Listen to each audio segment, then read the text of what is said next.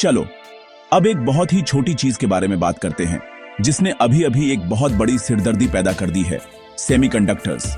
आप इन्हें शायद कंप्यूटर चिप्स के नाम से जानते होंगे। वे छोटे सिलिकॉन दिमाग जो आपकी हर चीज में होते हैं, आपके मोबाइल फोन से लेकर आपके स्मार्ट टोस्टर तक।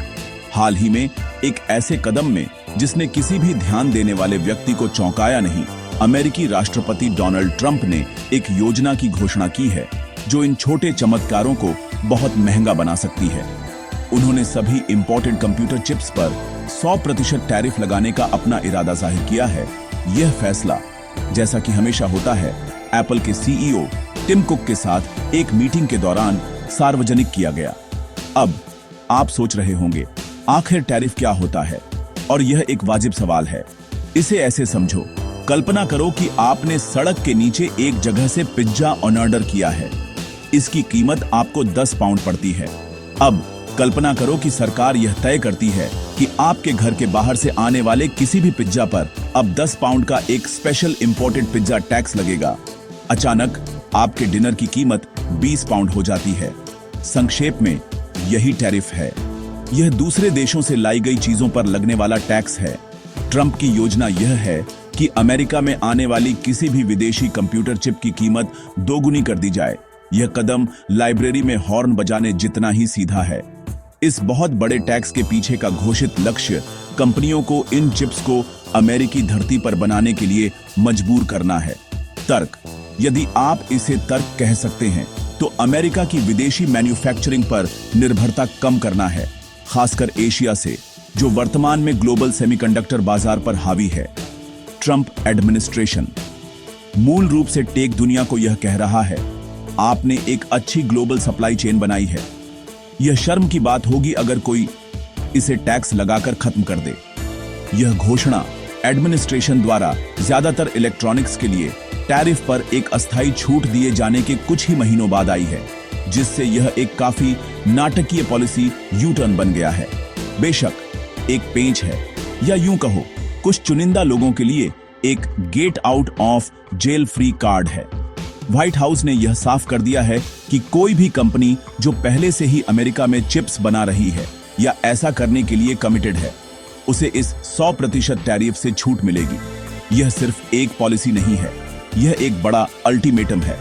यह ग्लोबल कॉरपोरेशन पर दबाव डालने का एक तरीका है, उन्हें भारी इंपोर्ट कॉस्ट का सामना करने या एरिजोना और ओहियो जैसी जगहों पर फैक्ट्रियां बनाने में अरबों डॉलर लगाने के बीच चुनने के लिए मजबूर करना।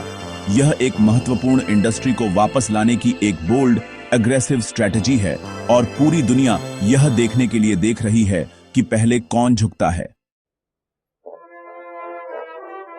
और ऐसा लगता है कि कुछ कंपनियां सिर्फ झुक नहीं रही हैं, वे इसे दूर करने के लिए लगभग पैसे फेंक रही हैं। जनवरी में ट्रंप की व्हाइट हाउस में वापसी के बाद से बिग टेक से इन्वेस्टमेंट प्लेज की एक वास्तविक लहर आई है, जो चौंका देने वाले 1 ट्रिलियन 500 बिलियन डॉलर तक पहुंच गई है। यह ऐसा है जैसे अमेरिका ने एक बड़ा साइन लगाया हो, यहां इन्वेस्ट करो या फिर कुछ भी नहीं होगा, और कॉरपोरेशन अपनी चेकबुक के साथ लाइन में लग गए। यह सिर्फ देशभक्ति के बारे में नहीं है, यह सर्वाइवल के बारे में है। कंपनियां इस पॉलिसी के सही पक्ष में आने के लिए भागदौड़ कर रही हैं, उम्मीद कर रही हैं कि उनकी वित्तीय कमिटमेंट उन्हें आने वाली टैरिफ दीवार को बाईपास करने के लिए एक सुनहरा टिकट दिलाएगी। एप्पल को ही ले लो उदाहरण के लिए, वह कंपनी जिसके प्रोडक्ट मेड इन चाइना के लगभग पर्यायवाची हैं, उसने तुरंत सहयोग किया है। फरवरी में एप्पल ने घोषणा की कि वह अपनी यूएस इन्वेस्टमेंट प्लान में एक और $100 बिलियन जोड़ रहा है, जिससे इसकी कुल कमिटमेंट एक चौंका देने वाले $600 बिलियन तक पहुंच गई है। आश्चर्यजनक रूप से टैरिफ घोषणा के दिन इसके स्टॉक की कीमत में 5% का उछाल आया, क्योंकि इन्वेस्टर्स ने शर्त लगाई कि एप्पल का बड़े पैमाने पर घरेलू खर्च इसे सबसे बुरे नतीजों से बचाएगा। यह एक स्पष्ट संकेत है कि इस नए खेल में नकद कमिटमेंट ही अंतिम वफादारी की प्रतिज्ञा है। यह सिर्फ एप्पल ही नहीं है, दूसरे टेक दिग्गज भी ऐसा ही कर रहे हैं। एआई चिप्स के राजा एनवीडिया ने अप्रैल में घोषणा की कि वह अगले 4 सालों में अमेरिका के एआई इंफ्रास्ट्रक्चर में एक बहुत बड़ा $500 बिलियन इन्वेस्ट करेगा। यहां तक कि ताइवान की TSMC, दुनिया की सबसे बड़ी चिप मैन्युफैक्चरर, ने भी अपने यूएस ऑपरेशंस के लिए एक $165 बिलियन का वादा किया है।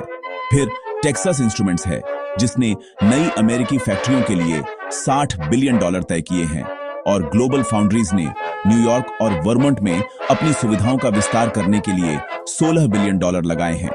ये छोटे बदलाव नहीं हैं, ये ग्लोबल मैन्युफैक्चरिंग के परिदृश्य में बड़े बदलाव हैं, जो एक बहुत बड़ी पॉलिसी धमकी से प्रेरित हैं। यह स्ट्रेटेजी पिछली एडमिनिस्ट्रेशन के अप्रोच से बिल्कुल अलग है। जबकि राष्ट्रपति बिडेन का चिप्स एक्ट कंपनियों को सब्सिडी और प्रोत्साहन के साथ लुभाना चाहता था, गाजर का अप्रोच $50 बिलियन से ज्यादा की सरकारी सहायता की पेशकश, ट्रंप का तरीका सिर्फ डंडे का है। वित्तीय पुरस्कारों के साथ घरेलू उत्पादन को धीरे धीरे प्रोत्साहित करने के बजाय वह प्रभावी रूप से उन कंपनियों को दंडित कर रहे हैं जो इंपोर्ट पर निर्भर रहना जारी रखती हैं।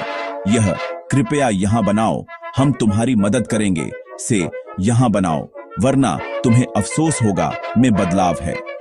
प्रोत्साहन पर दंड की लंबे समय तक की प्रभावशीलता अब अंतिम परीक्षा से गुजर रही है। तो इस राजनीतिक दांवपेच और कॉर्पोरेट खर्च का आम आदमी के लिए क्या मतलब है? खैर, कुछ बड़े झटके के लिए तैयार रहें। यदि यह 100% टैरिफ उन कंपनियों के लिए पूरी तरह से प्रभावी हो जाता है जो अमेरिका में निर्माण नहीं करती या नहीं कर सकती हैं, तो लगभग हर आधुनिक सुविधा की लागत बढ़ने की संभावना है। वे छोटी चिप्स हमारी डिजिटल दुनिया की जीवन धारा हैं। वे हमारे phone, laptop, television, car, refrigerator और यहां तक कि हमारी वॉशिंग मशीन में भी हैं। एक मुख्य घटक की लागत दोगुनी करने से उपभोक्ता पर इसका असर पड़ना तय है। वह नया स्मार्टफोन या अगली पीढ़ी का गेम कंसोल अचानक बहुत महंगा हो सकता है। प्रभावित वस्तुओं की सूची लगभग अंतहीन है।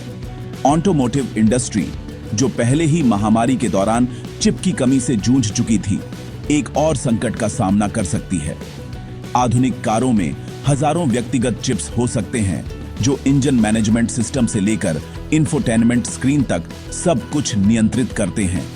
चिप की अधिक लागत का मतलब कार की अधिक कीमतें हैं। यही बात होम अप्लायंसेसों और उपभोक्ता इलेक्ट्रॉनिक्स पर भी लागू होती है। वे वस्तुएं जो आधुनिक जीवन के लिए आवश्यक हो गई हैं, इस व्यापार नीति के तूफान के केंद्र में हैं, और उपभोक्ता संभवतः इस बड़े भू राजनीतिक प्रयोग की कीमत चुकाएंगे।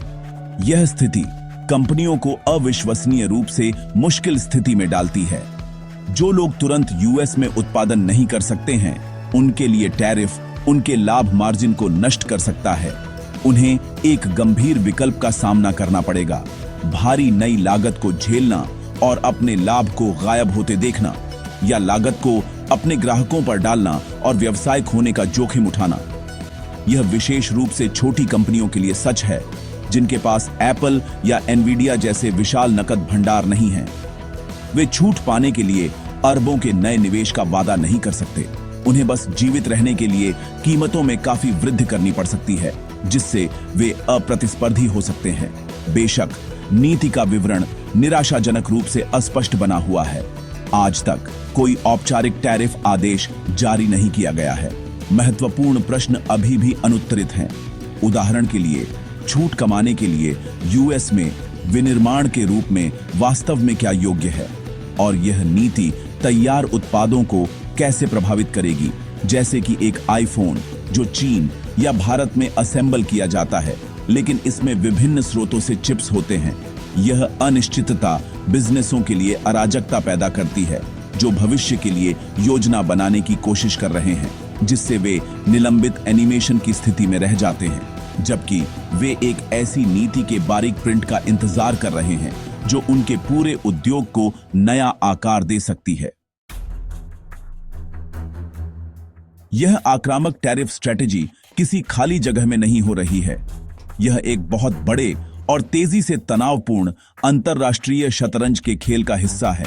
यह नीति दुनिया को, खासकर एशिया में मैन्युफैक्चरिंग हब्स को, एक स्पष्ट और शत्रुतापूर्ण संदेश भेजती है। यह संकेत देती है कि जटिल, लागत प्रभावी ग्लोबल सप्लाई चेन पर निर्भर रहने का युग खतरे में है। जिसे एक अधिक संरक्षणवादी अमेरिका फर्स्ट मॉडल से बदला जाएगा।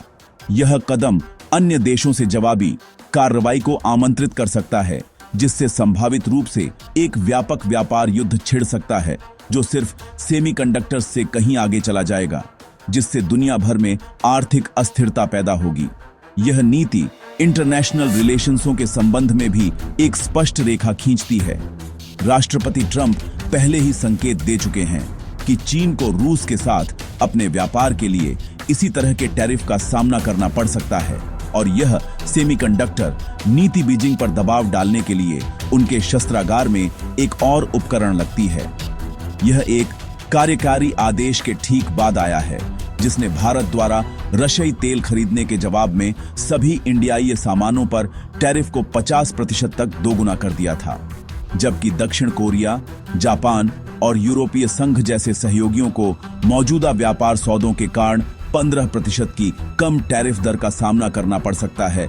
समग्र संदेश बढ़ते इकोनॉमिक कॉन्फ्रंटेशन का है। उपभोक्ताओं के लिए आगे का रास्ता ऊबड़ खाबड़ और सच कहूं तो अधिक महंगा लगता है। कम समय में नए लागत संरचनाओं से निपटने वाली कंपनियों के कारण तकनीकी सामानों की कीमतें लगभग निश्चित रूप से बढ़ेंगी। लंबे समय में विजन एक पुनर्जीवित अमेरिकी मैन्युफैक्चरिंग बेस है, जिससे अधिक घरेलू नौकरियां और भू राजनीतिक प्रतिद्वंद्वियों पर कम निर्भरता होगी। हालांकि उस विजन को प्राप्त करने में लागत आएगी। नए उन्नत सेमीकंडक्टर फाउंड्री बनाने में सालों और अरबों डॉलर लगते हैं, और वे लागतें अनिवार्य रूप से उन उत्पादों के मूल्य टैग में अपना रास्ता खोज लेंगी जिन्हें हम हर दिन खरीदते हैं। आखिरकार ट्रंप का 100% टैरिफ एक बहुत बड़ा जुआ है। चारात्मक परिदृश्य एक ऐसा भविष्य है जहां अमेरिका हाईटेक मैन्युफैक्चरिंग में एक लीडर के रूप में अपनी स्थिति को फिर से हासिल करता है, अपनी सप्लाई चेन को सुरक्षित करता है और अपनी अर्थव्यवस्था को बढ़ावा देता है। न चारात्मक परिदृश्य में बढ़ती मुद्रास्फीति, प्रमुख सहयोगियों के साथ बिगड़े हुए संबंध और एक व्यापार युद्ध शामिल है जो सभी को नुकसान पहुंचाता है। टेक कंपनियों और आम नागरिक दोनों के लिए एकमात्र निश्चितता अनिश्चितता है।